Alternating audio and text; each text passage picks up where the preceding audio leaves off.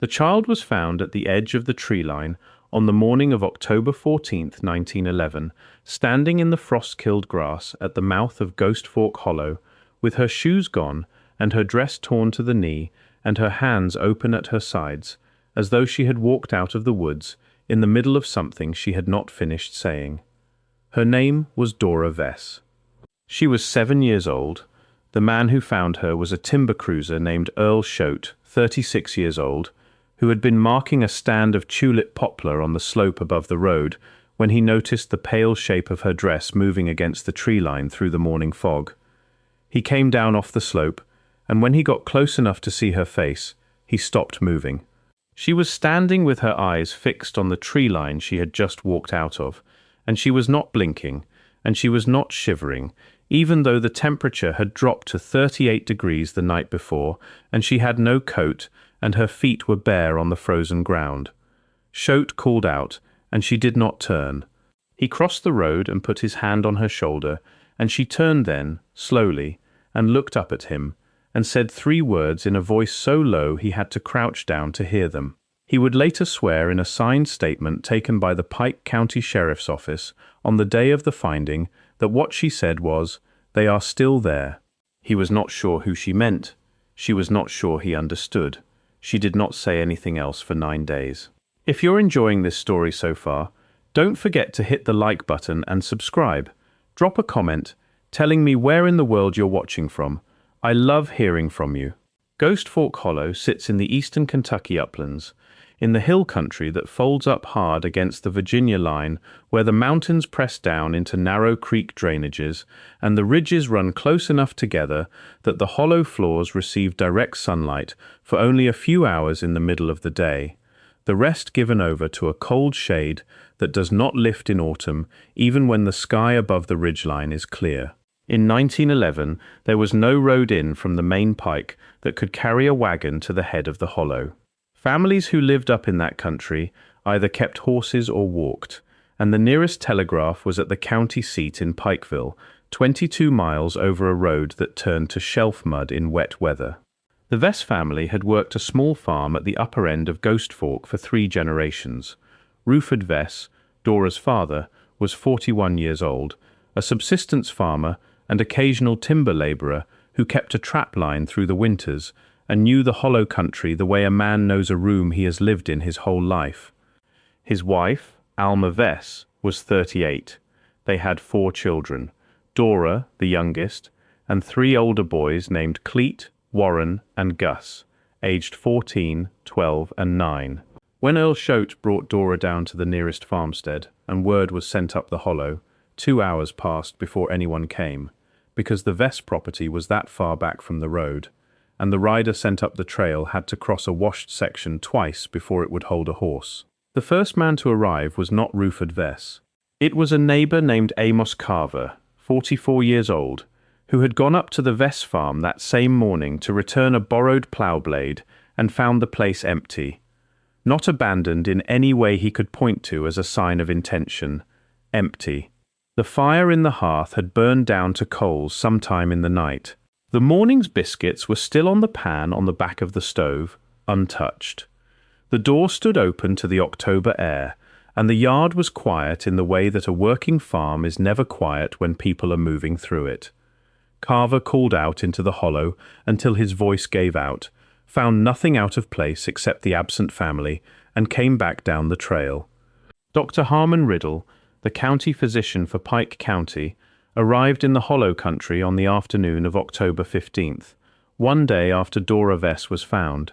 He examined the child at the home of Amos Carver's brother, where she had been given a bed and a woman to sit beside her through the nights. His examination notes survive in partial form in the Pike County Health Department records, and they describe a child who was physically uninjured in any way that could be accounted for by ordinary circumstance, but whose condition raised concerns the doctor did not know how to classify using the vocabulary available to him. She weighed 41 pounds, which was low for her age but not severely so for a child raised on subsistence farming in the hill country. She had no broken bones and no bruising. Her feet were undamaged despite the absence of shoes, and despite the fact that the trail out of Ghost Fork Hollow runs nearly a mile over rocky and root-broken ground before it reaches the road. The soles of her feet were, in Riddle's own transcribed words, entirely without injury, as though she had not walked any great distance at all. She ate when food was placed in front of her, and drank water when it was offered, but she did not ask for either.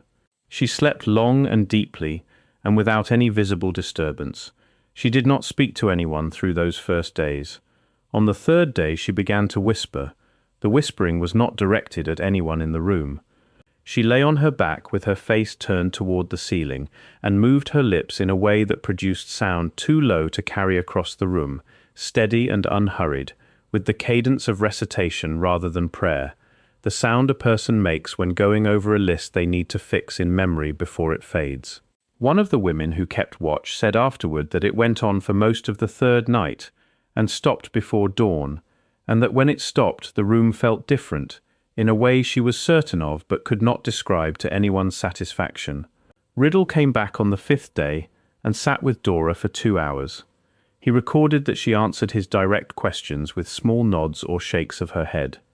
When he asked her where her family had gone, she turned her face to the wall, and did not turn back until he left the room.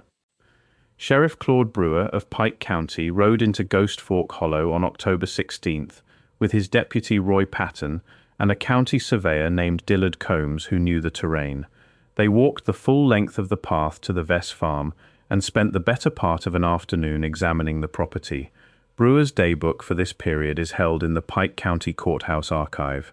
The entries for October 16th and 17th are the most detailed he produced in 15 years of keeping that record, rendered with a precision that does not appear anywhere else in the book before or after those pages, as though Brewer understood that whatever he set down here would be read again by someone whose identity and purposes he could not anticipate. He described the farm as it appeared on arrival: the open door, the coals in the hearth, the biscuits on the pan beginning to dry and mould at the edges, the 2 hogs were penned, the milk cow had gone unmilked for at least 2 days, the chickens moved in the yard, the dog was gone. Brewer noted the condition of the kitchen garden. The soil had been turned in the days before the disappearance, and running across the full width of the turned ground were marks he described as furrows, parallel and even, spaced roughly 18 inches apart, as though something had been drawn back and forth across the earth in a deliberate, systematic pass. He did not speculate on what had made them. He noted that the draft horse was gone from the stall, but the harness, the bridle, and the saddle remained on the wall in their places, exactly where they should be for a horse that had no business being anywhere else. A horse that had gone loose in that country would have found the road within a day. The horse was not found. Ruford Vess was not found. Alma Vess was not found. The 3 boys were not found. Brewer filed his initial report on October 21st and sent a copy to the State Police Office in Frankfurt. The State Police returned a form letter acknowledging receipt. There is no record anywhere of any further state involvement in the case. If you're hooked on this story, make sure to subscribe and turn on notifications so you never miss an upload. Your support means everything and helps me bring you more emotional stories like this one.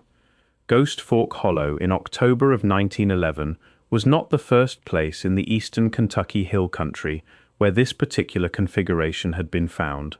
24 years earlier, in the fall of 1887, a boy named Clemson Holt, 9 years old, had been found alone on a trace road in Harlan County, 3 miles from the farm where his family had been living that spring and summer. He was barefoot in cold weather and dressed in clothes too light for the season, and when the woman who found him walking the empty road asked where his people were, he said they had gone into the ground. The Holt family, a farmer named Jessie Holt, his wife, and their 2 daughters, had last been seen by neighbors at the start of October. When searchers went to their property, the condition was identical to what Brewer would find at the Vess farm 24 years later. Fire bank down, food on the stove, doors standing open, stock in the pens, harness on the wall, and no horse. Clemson Holt was taken in by a cousin in Harlantown. He spoke seldom about the hollow, and when he did, what he said never varied. He said the others had gone into the ground. He said they were not the first ones down there. He said the hollow had been waiting a long time for enough of them to fill it. The Harlan County Sheriff's records from 1887 contain a 2-page report on the Holt disappearance. The final paragraph states that no remains were located and no satisfactory explanation was reached, and that the case was closed as an unresolved family abandonment. The second case falls within living memory of the one at Ghost Fork Hollow. In the spring of 1903, a girl named Tessie Crow, age 6, was found walking the road above Lavisa Fork in Lawrence County, a single county east of where Dora Vess would be found 8 years later. Tessie had also lost her shoes. Her family, 4 people, was gone from a farm above a creek drainage, and the condition of the property matched the Holt farm and the Vess farm exactly. Open doors, food still on the stove, livestock in their pens, and a horse missing without its tack. When the man driving a farm wagon stopped and asked her name, she gave it to him, and then said, in a voice witnesses would later describe in the same terms used for Dora Vess, that the others were still back in the hollow in the cold. Lawrence County holds no sheriff's record of any investigation into the Crow disappearance. What exists is a single entry in the Circuit Court's docket from the summer of 1903, noting the transfer of the Crow farm property to a bank in Louisa for an unpaid note. 3 children on 3 roads across 2 decades, each barefoot and calm, and speaking without distress. Not similar words. The same words, in the same order. Sheriff Brewer's daybook runs without interruption from October of 1905, when he first took the office, through the spring of 1914. The pages for October 22nd through October 29th of 1911 are missing, not torn out, removed. The stubs remain in the binding, cut close to the gutter with something fine-edged and deliberate, leaving a clean and even line running straight down the full length of the spine. 6 pages gone, covering exactly the week that falls between Brewer's first filed report on the Vess disappearance and the date Harmon Riddle gave his formal deposition to the county. Riddle's own examination notes from October 15th survive in partial form in the Health Department archive. The full record he is known to have kept runs to 4 pages according to the index maintained by the department at the time. 2 pages survive, covering the physical examination of the child. The remaining 2 pages, listed in the index as transferred for county court use in November of 1911, have never been located. No county court record from November of that year makes any reference to the Vess matter or to the child's statement. Harmon Riddle resigned from the position of county physician in December of 1911. He moved to Paintsville in Johnson County, took up a general practice, and kept it for the next 26 years without public incident. He published nothing about his time in Pike County. He gave no interviews. He died in 1937. His daughter donated his personal papers to the Johnson County Historical Society in 1968. Among those papers was a sealed envelope, bearing no address and no inscription, fastened with dark wax that had dried unevenly, as though applied in a hurry or without much care for the appearance of it. The envelope sat in the collection for 36 years. In 2004, a volunteer archivist cataloguing the Riddle donation set it aside and eventually broke the seal. Inside was one folded page in Riddle's small and careful handwriting, dated October 16, 1911. There was nothing else in the envelope. The heading across the top of the page is written in capital letters, Statement of Dora Vess, taken this date by H. Riddle, County Physician, Pike Co., K.Y. Child being too weakened to speak above a whisper, transcribed verbatim. The statement that follows is divided into 4 paragraphs, written without correction or crossings out, in ink that has faded to brown on the page but remains legible throughout.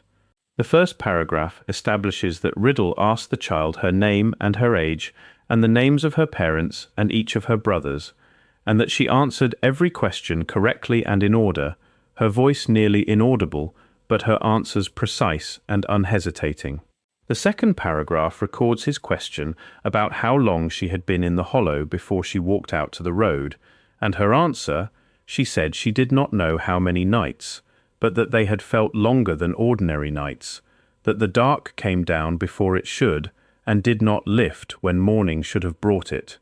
The third paragraph is the one that accounts for the sealed envelope and the wax, and the 36 years in a box in Johnson County, before anyone outside that room read what was in it. Riddle wrote it without comment, exactly as the heading promised. He asked her where her family had gone. She was quiet for some time. Then she said that they had gone down the way the old ones went, that something had come up from the ground in the night, and shown them the place in the hollow where the earth was soft, and told them it was time, and that they had gone down quietly, one after the other, and she had watched from the window of the cabin, and she had wanted to go with them, but the thing had looked at her through the glass and shaken its head. She said the thing was tall and thin and smelled cold, the way the inside of a deep cave smells cold when no air moves through it. She said it did not come inside. She said it stood at the window for a long while after the others were gone, and then walked back into the tree line, and she waited for it to come back, and it did not, and after a long time she went outside and walked toward the road. The fourth paragraph is a single line added beneath the transcription in Riddle's hand. Child appears entirely without distress while recounting the above. Most disturbing statement I have taken in 20 years of county practice. Recommend this page be held from general record. The page is held today in the Johnson County Historical Society in Paintsville, Kentucky, filed in Box 14, Folder 3 of the Riddle family donation. It has been viewed by 4 researchers since it was catalogued in 2004. None of them have published anything about its contents. The Vess farm at the head of Ghost Fork Hollow was absorbed into surrounding timber holdings sometime in the 1920s, and the farmhouse is gone, the foundation stones scattered or buried under decades of growth and fallen wood. The kitchen garden, where Brewer noted the parallel furrows in the turned soil, now indistinguishable from the rest of the hollow floor. The hollow itself still carries its name on current county topographic maps, still running back into the hill country above the road the way it always has. Dora Vess was placed with a family in Pikeville after the investigation closed. She grew up there and lived quietly and without public incident, and did not speak about what happened in the hollow to anyone who wrote it down. She died in 1973. The 3 words Earl Choate heard her say on the morning of October 14, 1911, standing at the edge of the tree line with her hands open at her sides, were the same words Clemson Holt spoke to the woman on the Harlan County Road in 1887, and the same words Tessie Crow said to the man on the farm wagon above Lavisa Fork in 1903. If the statement Harmon Riddle sealed and held for 36 years is taken at its word, then whatever came up from the ground at Ghost Fork Hollow on the night of October 13, 1911, had looked through the glass at the child and decided she was not what it had come for. She was left standing at the tree line not because she escaped. She was left there on purpose, and the thing that left her walked back into the hollow, and the hollow is still there, and the soft ground at its head has not been properly surveyed in over a century, and no one who has read this case closely has ever been willing to say with any certainty what is underneath it. Thank you so much for watching until the end. If you loved this story, check out the other videos on your screen now. I think you'll really enjoy them. And don't forget to subscribe if you haven't already. See you in the next story.